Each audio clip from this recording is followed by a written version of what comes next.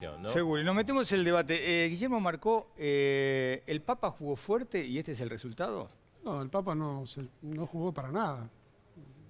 Que yo tenga noticia, el Papa no sé qué. No ejerció Salvo influencia. alguna declaración que hizo, pero me parece que fue bastante prescindente, muy criticado en algunos casos por eso, ¿no? Pero no ha habido una... Pero el episcopado salió Pero con el todo. episcopado Uno es se supone argentino. que. No, el episcopado es argentino. O sea, si el Papa hubiera querido jugar, podría haber jugado tranquilamente. Podría haber volado a la Argentina a celebrar una misa a la Matanza. Eso hubiera sido jugar fuerte, digamos. Pero la realidad es que no lo hizo. Y me parece que, digamos, bueno sí jugó el episcopado. Pero pensar que el episcopado argentino... Y se movilizaron con todo. Se movilizaron con todo después de la votación de diputados, no antes. ¿Se quedó dormida la iglesia para usted antes? No, antes se obró a través de los laicos. Fueron los laicos, todo este movimiento pro vida, hay de todo, hay gente que también es no creyente, pero sí cree, está convencida de que es un tema científico, que es un tema de derechos humanos. Hemos trabajado codo a codo con los evangélicos y hay, creo, una parte muy grande del país que piensa de esta manera, ¿no? Y eso es lo que se refleja, me parece, también en la propia Cámara de Diputados y Senadores. Claro. O sea, el país tiene sobre el tema pensamiento dividido. Ginés, ¿qué pasó entre diputados y el Senado que se dio vuelta? Yo lo dije antes de que empezara. Yo me parecía que el Senado iba a ser una frontera más difícil. Son menos, son más influenciables, son más hombres, son más grandes. Acá hay también un límite importante, un cambio en la edad de la parte, además del nivel sociocultural. Y creo que realmente además lo que pasó fue, como bien decía él, una actitud mucho más fuerte de las iglesias, muchísimo más fuerte, que en muchos casos fue personal. Y no es porque yo tenga la información, sino porque las cosas que le ponían a los senadores y las cosas que decían antes de inclusive saber los votos fueron muy fuertes. Y eso claramente influenció mucho. ¿La no sanción es un retroceso? Sí. Y sí, porque si todos los que estamos en salud, porque no hay ninguno que, el ministro actual, los ministros anteriores, decimos que esto es una medida importante para evitar muertes, para evitar internaciones, para evitar la ilegalidad, que la clandestinidad no sirve para nada, sirve para negocios sucios, para muertes evitables y para internaciones evitables. Y no hace que disminuya para nada el aborto, que finalmente ninguno quiere que los tengamos. Pero también yo me refiero a mi propia historia. Nosotros hicimos en el 2002 en el gobierno de Duhalde la ley de salud reproductiva y tuve un combate brutal para aplicar una ley que es prevención del embarazo no deseado y de las enfermedades de transmisión sexual. Todos sabemos lo que pasó, por ejemplo, simplemente con el profiláctico y lo que pasó en lo que me dijo Baciotto y lo que fue el conflicto al final fue del gobierno con la iglesia como consecuencia de esa actitud. Y después hicimos la ley de salud sexual 2006 y de nuevo los mismos grupos decían que no se aplicara en la colegio, que esto, que el otro. Hay un montón de provincias que todavía no lo aplican. Y lamento que se haya ido la gobernadora.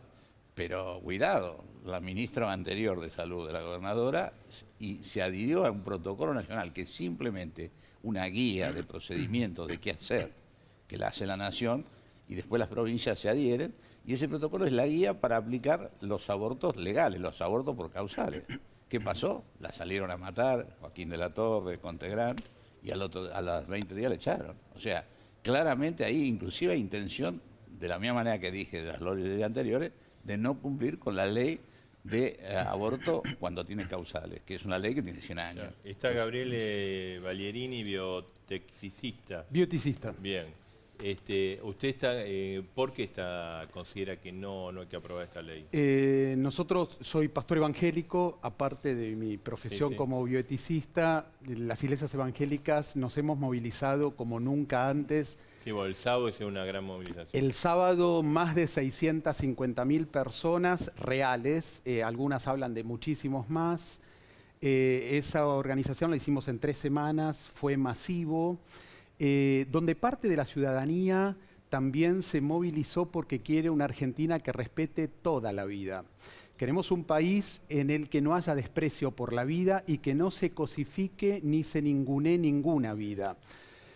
Parte de los vecinos se movilizaron también, al igual que hoy, porque queremos encontrar solución a todas las problemáticas que puede llegar a tener el país en materia de salud, en materia social, en cualquier orden, pero nunca poniendo en juego la vida de nadie. No coincido para nada con el ex ministro de Salud. La verdad que parte de la ciudadanía espera que un ministro de Salud gestione salud y haga salud para todos los humanos y se respeten los derechos humanos de todos los humanos en la Argentina, nacidos y concebidos por nacer. El tema es que hay un permanente intento de anular la vida del embrión. Cuando se habla de clandestinidad, el foco se lo pone en la mujer, negando la realidad existencial de la vida del hijo. Entonces, cuando una mujer embarazada está presente de un médico, el médico tiene delante 2 pacientes. La obstetricia precisamente es la especialidad para atender a la madre y al hijo. Entonces, las políticas de salud tienen que gestionar salud y queremos un ministro de... La verdad que es deshonroso para gran parte de la población argentina tener un ministro que promueve, un ministro de salud que promueva la muerte como la solución a otras problemáticas. No sé si... Pastor, no se meta con las cuestiones que son de médicos y son de ministros. Los ministros no somos el autoritarismo me hace no a no meter. Ministro de religión. Nosotros no, pero yo no le hablo de religión. Sí, usted habla de religión. No. ¿Y esa prédica que hace? Si va al hemisferio norte, se le ríen. No, en el hemisferio norte, quiero informarle, están revirtiendo la ley de aborto. Sí, están todos... Las clínicas abortistas hoy están en función para atender a las madres en crisis. Pero no siga macaneando. Hoy el que macanea con las estadísticas y tergiversa los números usted. Así. Y obvio. Así todos metimos. Usted los números suyos no, y mire, su dialéctica y la Biblia es lo que dice la verdad. No, yo no le hablo de Biblia porque... Así que el hemisferio norte está todo equivocado. No, mire. Son todos asesinos seriales. En el hemisferio norte... Sí, todos quieren volver porque están muy atrasados. En el hemisferio norte y en Europa están revirtiendo los países que tienen 20 ¿Dónde años. está revirtiendo? ¿Irlanda revirtió? En Estados Unidos, que usted toma como modelo, me señala el norte, Estados Unidos están transformando. Son millones de personas, el mundo desarrollado, es el mundo donde Europa, cambiemos, dice que tenemos Europa que ir. mismo se han dado cuenta. Lo que hicieron ahora y lo que están haciendo es que no cambie nada, que siga la situación de muerte,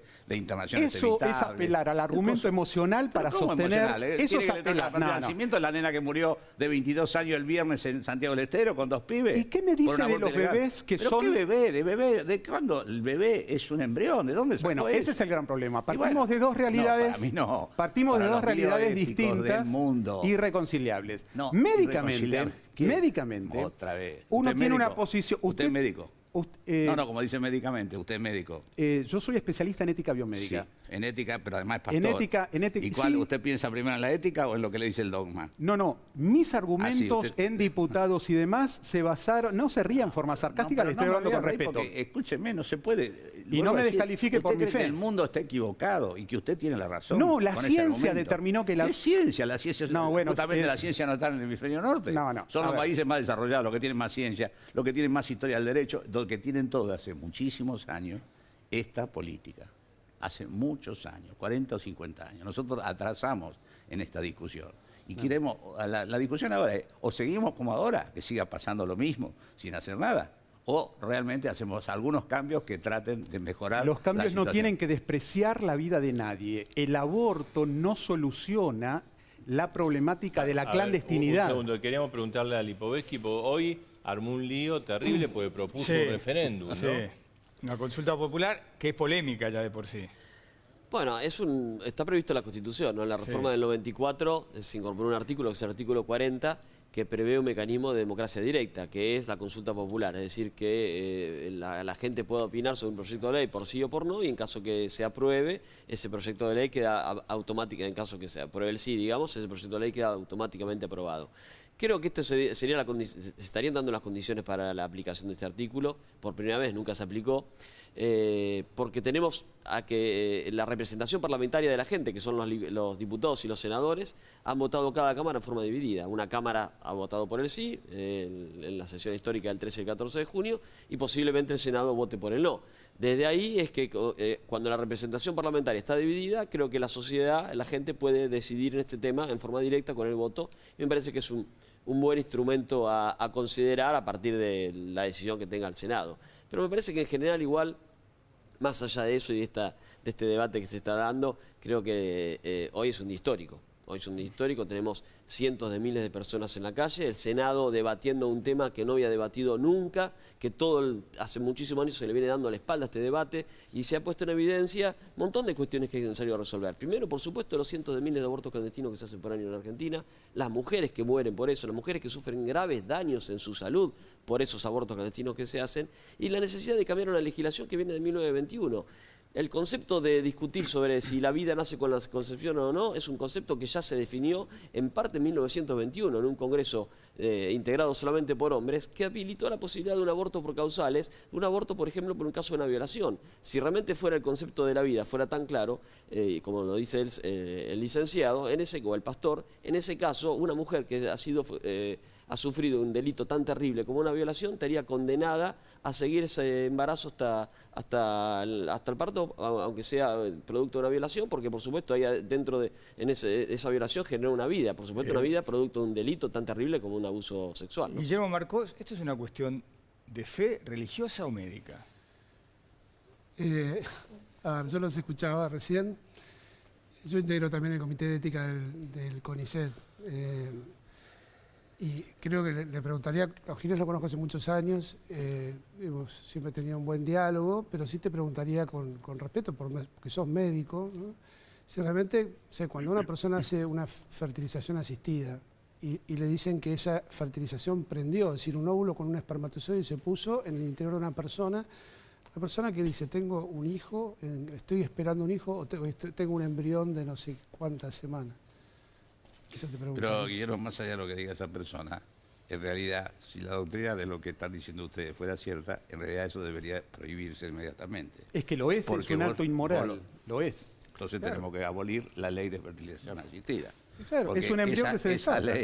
Esa ley se muere, ese procedimiento se genera muchos embriones, algunos se usan y la mayoría se cuando descartan. El embrión ya está, digamos, anidó en el útero de la madre y hay, ya está anidado, no te estoy hablando de los embriones congelados, sino un embrión que tiene toda la carga genética, como dice la ciencia, ¿no?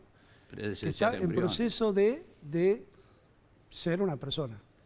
Una cosa es la vida, otra cosa son las personas. Esa es la razón. Bueno, pero esa es la razón. No quiero discutirlo, siempre quiero como médico que me digas qué es lo que pensás. Hay un dogma religioso y es imposible que lo modifique. No es religión, es ciencia pura. A ver, pastor, dejémonos terminar el padre y después... No, lo que yo creo que justamente este es el problema, que nos acusan de dogmáticos y en realidad el argumento, la Iglesia intuyó durante muchos siglos y la defendió la vida desde la concepción, desde un lado religioso. Pero hoy en día, cuando nosotros creemos que lo más progresista que hay es la ciencia, entonces si la ciencia te dice que toda la carga genética está en un óvulo fecundado, anidado en el útero materno, en proceso de crecimiento, a mí me parece que es más de dogma de fe decir que 12 semanas un día antes se lo puede abortar y 12 semanas después, un día después ya no. ¿De dónde sale eso? O sea, me parece que lo que la Iglesia intenta y lo que la gente que defiende la vida intenta es decir, bueno, miren, no sé qué día se produce, pero ahora, hay un proceso que si no lo cortaron, dio como resultado que fuera yo. Yo tengo, mi mamá se quedó, a ver, yo se lo digo mucho eso a la gente, ¿no? A ver, cuando mi hija se quedó embarazada de mí a los 40 años, y yo estoy seguro que, a ver, porque todos pensamos que nuestras madres alegremente estuvieron chochas cuando se quedaron embarazadas de nosotros, y no lo sé. Yo nunca lo charlé con mi hija, ya se murió. Pero la realidad es que mi hija habrá pensado, bueno, no sé, ¿cómo van a hacer? Puede tener una enfermedad, ¿no?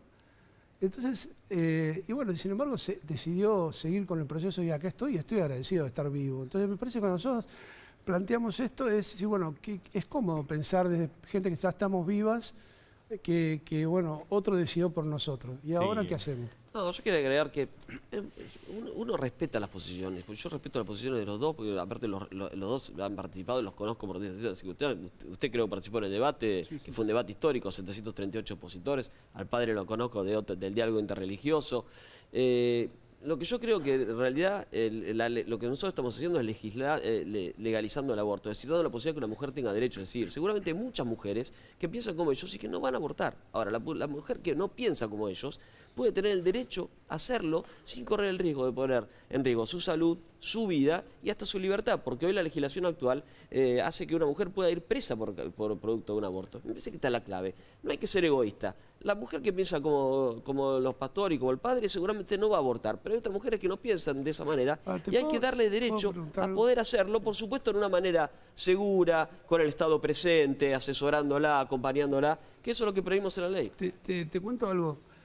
En la época que yo estaba de vocero de Bergoglio, yo me acuerdo que incluso hablando con la gente del Instituto de Bioética de la UCA, yo siempre les decía que no se podía, digamos, o sea, que nosotros como pastores teníamos que ser muy cuidadosos con estigmatizar a la mujer que abortaba, ¿no? Porque la verdad que cuando uno ha tenido como cura personas que vienen y te cuentan que hicieron un aborto, sentís un dolor con ellas muy profundo de lo que les pasa, de la situación que vivieron, de su drama. Entonces, encima de esto, venir a cargarles con la culpa o lo que fuera.